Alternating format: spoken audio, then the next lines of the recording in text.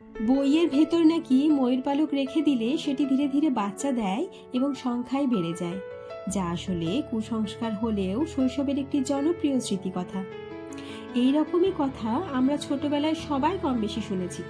এমনকি আমরা প্রায় প্রত্যেকেই ময়ূর পালক খাতা বা বইয়ের ভেতর রেখে দিয়েছি, কিন্তু কোনোদিনই একটা ময়ূর পালক থেকে আরেকটা বাচ্চা ময়ূর পালকের জন্ম হয়েছে তা দেখিনি। ছোটবেলার এই ছোট্ট ছোট্ট জিনিসের প্রতি ভালোবাসা, অল্পেতে খুশি হওয়া, এগুলি বড় হওয়ার সাথে সাথে হারিয়ে গেছে। তবুও অতীতের স্মৃতিচারণের অনুভূতি সবারই আছে।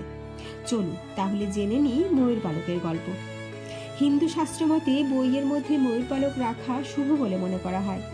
যেহেতু ময়ূর পালক জ্ঞান দেবী মা সরস্বতী এবং ভগবান শ্রীকৃষ্ণের প্রিয় অলঙ্কার, এছাড়াও ভগবান ইন্দ্র, কার্তিক এবং গণেশের ময়ূর পালক অত্যন্ত প্রিয়।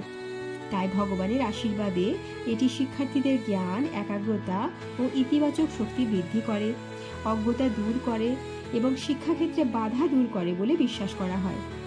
তাই শিশুদের পড়াশোনার প্রতি আগ্রহী করার জন্য এবং বইয়ের প্রতি ভালোবাসা তৈরির জন্য একটি চমৎকার লোকমুখে প্রচলিত কাল্পনিক গল্প তৈরি করা হয়েছে, যার বৈজ্ঞানিক কোনো ভিত্তি নেই।